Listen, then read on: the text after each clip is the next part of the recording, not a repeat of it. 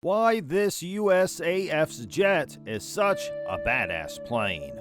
The F-14 Tomcat, first introduced in the mid-1970s, would go on to become one of the most iconic American jet fighters of all time. After a distinguished career, the F-14's fame may have peaked in 1986 with the film Top Gun. This moment, however, serves as a useful benchmark for tracking the jet's decline and eventual retirement decades later. Let's take a look at this venerable sky warrior. Want to know more? Hey guys, welcome to our channel, Future Warplanes, where we tell you about military fighter jets, military drones, and military planes from the currently famous in the air to the most advanced around the world. So stay with us till the end of this video so you don't miss out on any of this information. But before we proceed, don't forget to subscribe to our channel and click on the bell icon so you don't miss out on any of our amazing videos in the future. And let's begin! The F-14 Tomcat, or Grumman F-14 Tomcat, is a carrier-capable, supersonic, twin-engine, twin-seater, variable swept-wing fighter designed by Grumman. The U.S. Navy created the fighter jet to meet the need for a new type of aircraft to meet its Naval Fighter Experimental, or VFX, ambitions of hunting and killing high-speed bombers and other threats.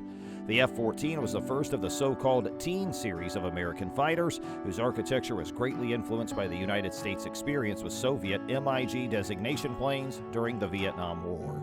Outside of the military, the F-14 Tomcat is perhaps best known for its lead role in the 1980s blockbuster film Top Gun, making it one of the most instantly recognizable American jet fighters of all time. The Tomcat, which was designed in the 1960s and first flown in December 1970, was officially introduced into active service in 1974, with the first squadrons deployed to the venerable USS Enterprise, or CVN-65.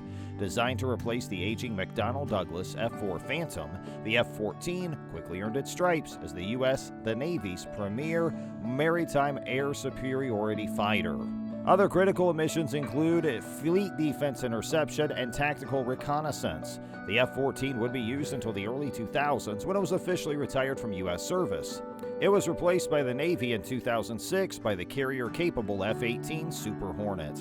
The Tomcat can be outfitted with a variety of armaments, including air-to-ground ordnance, Mk-80 series GP bombs, LGBs, and JDAM in various configurations. It can also be armed with AIM-7, AIM-9, and AIM-54 air-to-air missiles, as well as air-to-ground artillery, including the Rockeye bomb and CBU cluster bombs. F-14s were also typically outfitted with a single 20mm M61A1 Vulcan 6-barreled Gatling cannon with 675 rounds. The F-14 employs a low-altitude navigation and targeting infrared for night, or lantern, targeting system to support its armaments, allowing the transfer of various laser-guided bombs for precision strikes in air-to-ground combat missions and battle damage assessment. The fighter was also outfitted with a system known as Fast Tactical Imagery, or FTI, which allowed it to transmit and receive targeting and reconnaissance imagery in flight in order to provide time-sensitive strike capability. Later variants, such as the upgraded F-14D Super Tomcat, can also support the Tactical Air Reconnaissance Pod System, or TARPS, which provides tactical reconnaissance in the theater. The jet would serve in a variety of theaters from Vietnam to both Iraq wars. The Grumman Corporation, now known as Northrop Grumman Corporation, built over 700 units, and only the Islamic Republic of Iran's Air Force still operates them today. The F-14 Tomcat was retired for a variety of reasons, the most significant of which were maintenance costs and unsustainability. Although the aircraft served the U.S. Navy admirably for more than 30 years, the aircraft's complicated sweep wing engineering became too costly to operate economically. The fighter's ability to sweep its wings back and forth is by far its most notable feature, and it is also one of its most ambitious. While in flight, the F-14's wings could be rotated from 20 degrees to 68 degrees to achieve the best possible aerodynamics at both low and high speeds.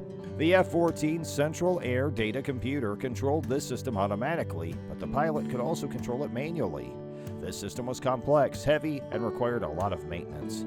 The amount of time spent on this varied, but most Navy estimates range from 30 to 60 hours of maintenance for every hour spent in the air. That is a huge overhead. However, there were tactical reasons for retiring the aircraft. Pilots in other Teen Series fighters, such as the F-15 Eagle, F-16 Fighting Falcon, and FA-18 Hornet, reported that the shifting wing position effectively telegraphed the F-14's intentions, making dogfighting them easier. Are any F-14 Tomcats still in the air? Yes, sort of. The majority of former American-operated ones have been scrapped or turned into museum pieces, but some are still in service. There's also a large collection of them at the 309th Aerospace Maintenance and Regeneration Group Boneyard at Davis-Monthan Air Force Base in Arizona. The current plan, announced in 2007, is to shred the remaining F-14s to prevent any components from being acquired for use as spares by Iran, which still operates a number of the jets. However, with the aircraft being retired, any flying models are on their last legs. Repairs and parts are becoming increasingly difficult to obtain, with cannibalization of other planes serving as the only reliable source. As a result, it is only a matter of time before even those venerable aircraft are permanently grounded. Is the F-14 Tomcat a good fighter plane? The F-14 Tomcat was a fantastic aircraft in its day, but only for certain missions. When it first flew, it was by far the most advanced and capable fighter of its kind on the planet. The nickname Turkey was given to the fighter because of how it appeared on the catapult or on approach to landing, when its entire trailing edge, including flaps, spoilers, ailerons, and twin rudders, seemed to fan out like a turkey's tail, highlighting the plane's complexity. The F-14 Tomcat, which was just shy of 63 feet long and had a 64-foot wingspan, could reach speeds in excess of Mach 1 at sea level and Mach 2.34 at altitude, thanks to two General Electric F-110 GE400 afterburning turbofan engines that produced more than 28,000 pounds of thrust each, with their afterburners engaged. The F-14 could travel 1,600 miles without refueling, but it was generally thought to have a combat range of 1,000 miles. There was no doubt about the F-14's speed. While the F-14's sweeping wing system, which automatically adjusted for optimal performance at any speed or altitude, made the big heavy fighter surprisingly maneuverable, there was more to the F-14 than fancy wings.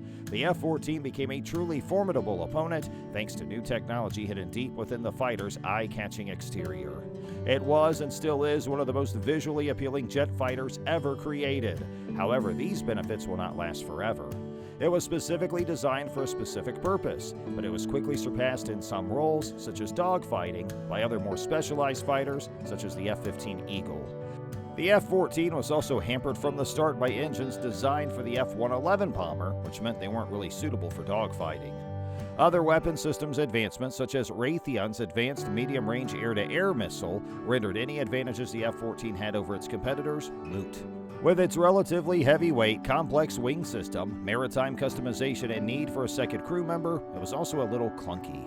It was only a matter of time before stealth-capable aircraft replaced this heavy and expensive fighter. However, it was never forgotten. And that's it for today, guys. We sincerely hope you enjoyed our video, and if you did, please click on the like button and make sure you share it with all your friends and family. Let us know in the comment space if you have any questions or further comments for us, and don't forget to subscribe to our YouTube channel to see even more incredible videos. Hey, we'll catch up with you in the next one. Thanks for watching.